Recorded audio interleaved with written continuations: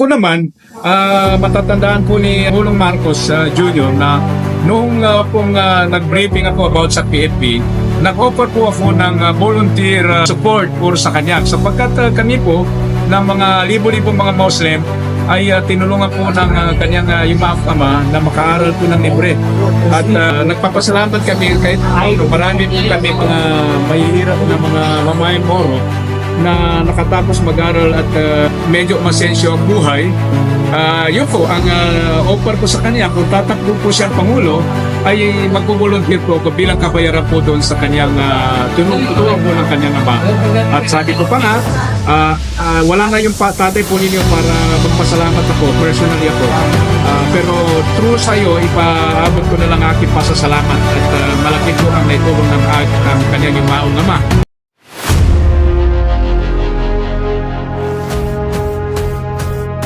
Igaya doon sa mga kasama natin na pinamumura mo, maski kasama niya yung mga pamilya niya. Si Asa mo lang kaya, hindi mo pwede magawa yan. Ang abogado na mimeke ng papilis, nakakaya sa Partido Federal yan. Maawa naman kayo sa kapartido natin eh. Namimeke ka na ng papeles ng Partido Federal, paanong dahilan? Siguro masyado ka nagkakamal ng milyon. Nakakaya sa Partido Federal yan.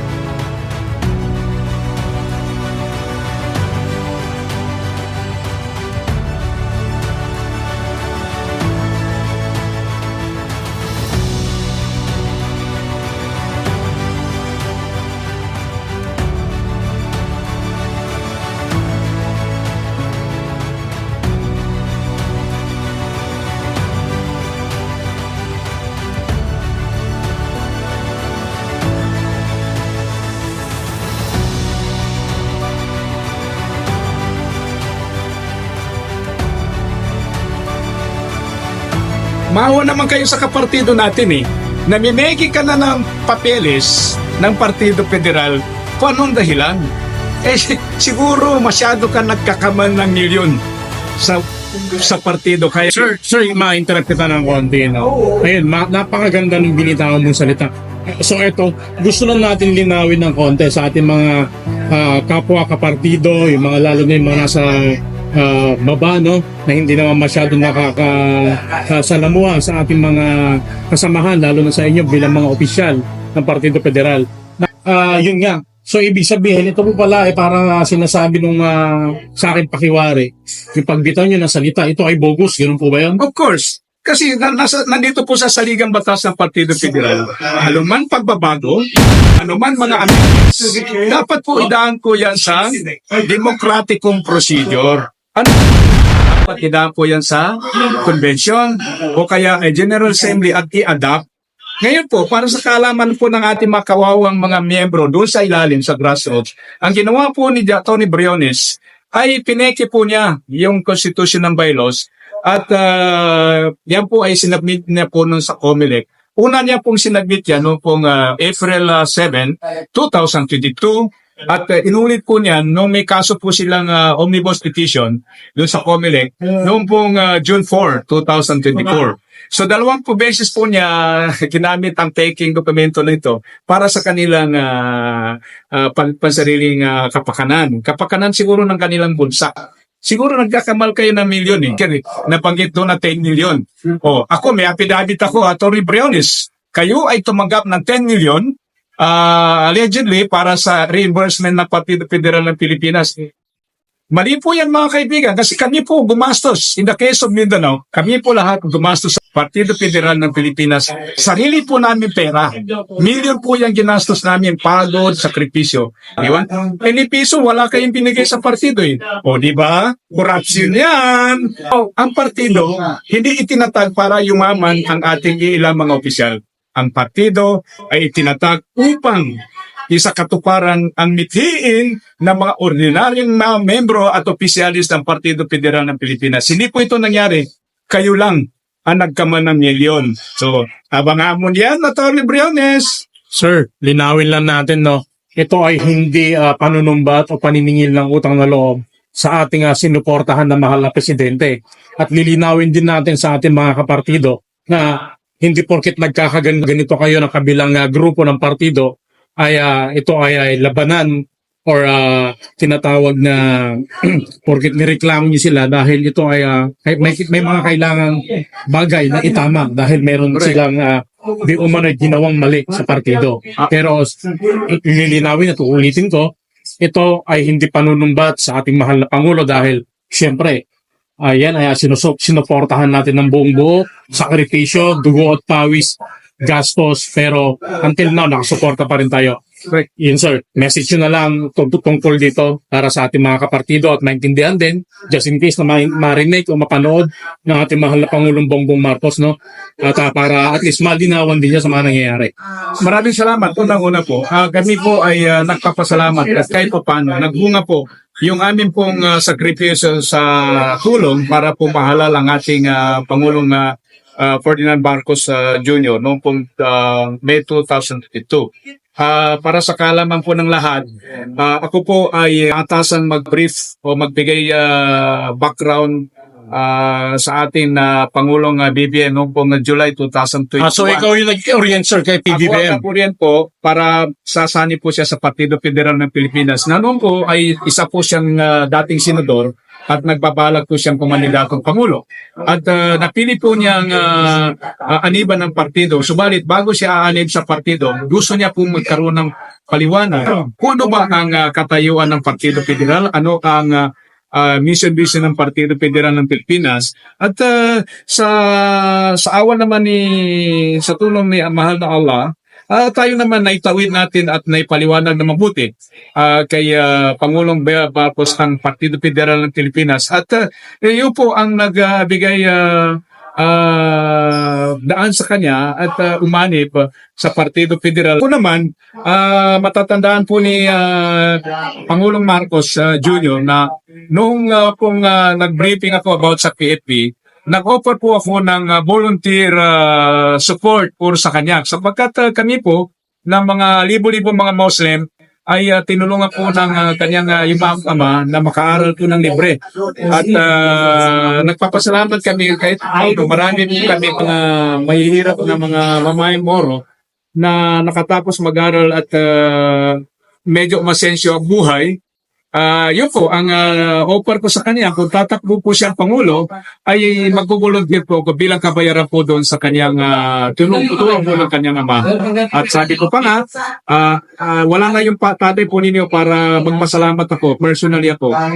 Pero true sa iyo, ipaabot ko na lang aking pasasalamat at malaki po ang naitulong ng ang kanyang maong ama. Ngayon po, noong pong eleksyon, kami po ay nag-volunteer na tumulong para ikampanya po si Pangulong BBM mula Visayas, Luzon at saka Mindanao. Nalibot po yan ng ating grupo. Tuwing Sabado at Linggo po tayo po ay kumikilos at gamit po ang ating sariling mga pera para po ipatutupad po yung mga pinangako ko sa kanya na mag-volunteer group ako sa kanyang kampanya. Meron po akong mga dokumento niyan na nagpapatunay na nililibot po natin ang buong Pilipinas para kay BBM. At bilang pagsunod sa aking ipinangako, sapat na po yun. At hindi kailanman ako nag-apply ng posisyon sa Administrasyon Marcos. Sapagkat hindi naman yun ang aking wish na manalo siya ay papasok akong trabaho. Dahil nga sa tulong ng kanyang father, ng ama, ako po ay nagkaroon ng konti negosyo at medyo sumasapat naman po ang kabuhayan ng aking pamilya. Kaya okay na sa akin yan. Hindi ako nagangan po na pumasok ng trabaho sa gobyerno. Subalit kung ako naman ay may offer noon, ay bakit hindi ko tatanggapin? It's an honor na magserbisyo ko sa pamahalang at sa mamamayang Pilipino. BP Asam, ito, medyo may nabanggit kanina si Chairman Mangilin, no? Tungkol dito, di umano kay Gov. Jun Tamayo. Na ikaw pala ang nag-refer o parang ibig sabihin sabit sa grupo mo. Of course. Ikaw na magpaliwanag, sir. Kalaman po ng mga kababayan po natin, noong pong 2008, bago po makuha ang accreditation ng PFP sa COMELEC bilang National Political Party, PFP po ay itinatag po sa General Santos City noong pong 2018. At unang pangulo po dyan ay si late Ryan Rivera, sa po negosyante. At yun na nga, ang first national chairman ay si General Carmelen. At ako po ang Vice President for Mindanao at chairman po ako sa Region 12.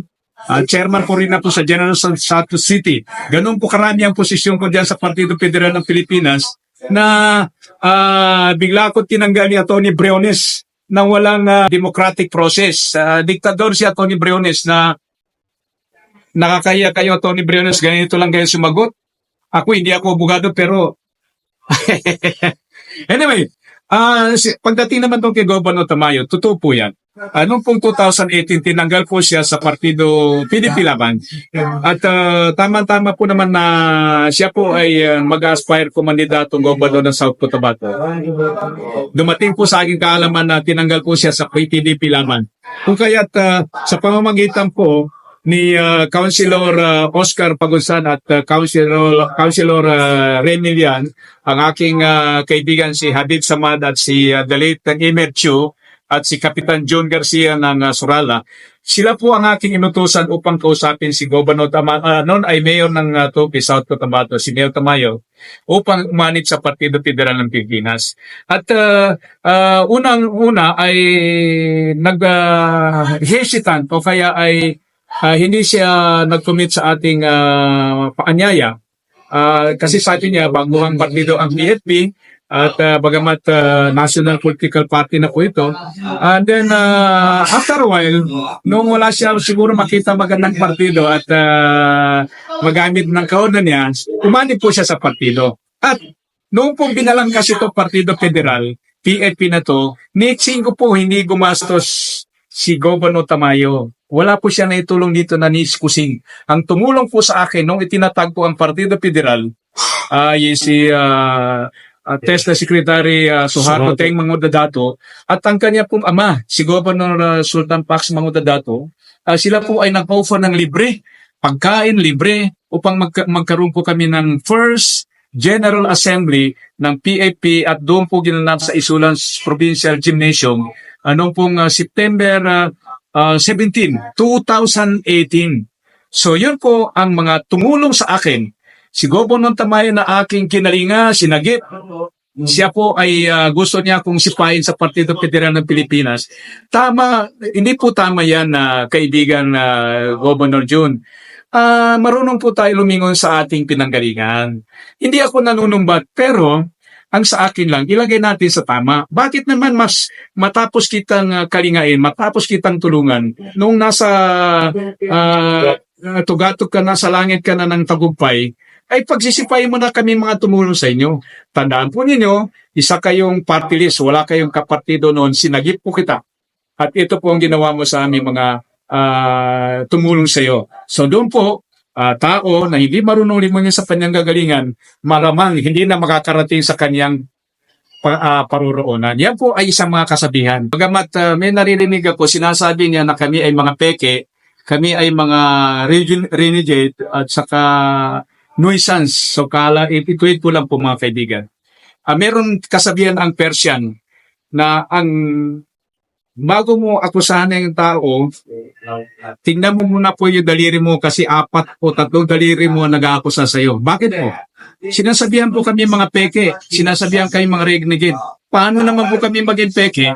Kami yung legitimate eh. Kami ang sumunod sa saligang batas ng partido. Sila ito hindi sumunod sa partido bylaws. So ang taong hindi sumunod sa kanyang saligang batas ng grupo niya, ay hindi po pwede yan. Hindi karapat-dapat po yan. Tapos na ang term po natin na Governor Tamayo, General Tonansion, Attorney George Briones. Bakit ayaw niyong bumaba? Hindi kayo nagpatawag ng konbensyon noong pong September 18, 2023. Bakit? Anong takot kayo na hindi na kayo mananalo? Of course, hindi na kayo talaga mananalo kung nagpatawag kayo ng konbensyon. Bakit? Marami kayong kalukuhan ginawa sa PFP. Sir, any message na lang sa ating mga kapartido para at least malinawan sila, lalong-lalo na itong mga nasa kabilang banda. Okay. Sa ating mga kababayan, mga kapartido Federal ng Pilipinas, mula po yan sa national, regional, provincial, city, and barangay level. Ito po, para sa kaalaman po ng lahat ng mga miyembro. wag ho kayong maniniwala doon sa mga pinagsasabi ng tatlong ito na kesyo, renegade ang partido natin o kaya ay mga peke. On the contrary, mga kaibigan, sila po yung peke sapagkat namiki na sila ng constitutional bylaws ng partido para po magpapatuloy sila sa kanilang mga posisyon. At yan po ay illegal. Dapat po tayo ay sumunod sa ating saligang batas.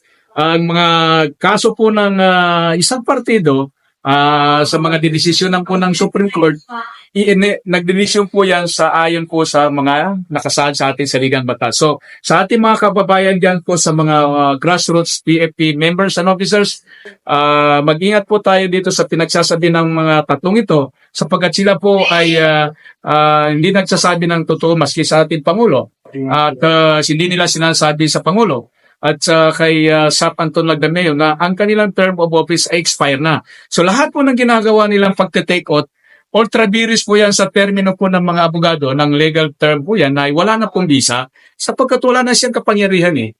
Ngayon, doon mo naman sa ating mahal na Pangulo, sana po ay mapakinggan po niya ang ating panawagan na ang Partido Federal ng Pilipinas, hindi po si Governor Tamayo, hindi si Governor Tom Lanchon, hindi po si Tony Briones na namimiki ng papel. Ito po ay buong partido, buong bansa po ay membro at opisyal ng partido na naghahangad po Ginoong Pangulo bilang national chairman ng partido ngayon na ipatawag mo, pakinggan mo lahat ng panig. Hindi lang ho panig ng tatlong mga namimiki ng partido na ito, ng dokumento ng PFP. Pakinggan mo po ang mga regional officers, mga provincial officers ng partido na tumulong po sa inyo noong po panahon ng eleksyon. At ngayon po, hindi ho sila nagkaroon ng pagkakataon na makilala kayo, makausap kayo. Ang nagkaroon lang po ng pagkakataon ito, General Tom Lanchon, si Manamimeking at Tony Briones at si Governor Tamayo. Bakit po? Ang PFP, ulitin ko, Mr. Pangulo. Ang PFP po ay nationwide po yan. Huwag niyo po kausapin yung tatlo na ito na namimeke. Tinatago po sa inyo na sila ay namimeke ng papeles. Nakakahiya po yun na maging kapartido natin sa bansa na ito ay namimeke. Kasapagkat sila man ay masaya sapagkat malapit sila sa inyo at sabi nila, lahat pwede nang gawin. Tandaan po natin, ang batas po hindi nakapiring pero patas po yan. Kung di man po kami magkaroon ng patas na trato ngayon, alalahan po natin, ang forgery meron pong 10 years na buhay para i-refile po natin sa tamang panahon. So just, we are not talking here of hypothetical. Kami naman po ay naniniwala sa ating batas na patas at dinigyan po ang ating mga ebidensya na pineke ni Attorney George Briones. Attorney Briones, pasensya ka na. Yung pagmumura po ninyo, matatapos na rin.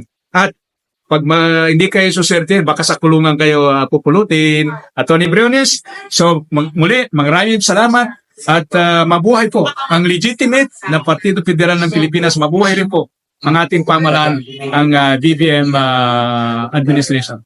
Maraming salamat, Sir Isaac. Asa mo lang kaya at mabuhay ka.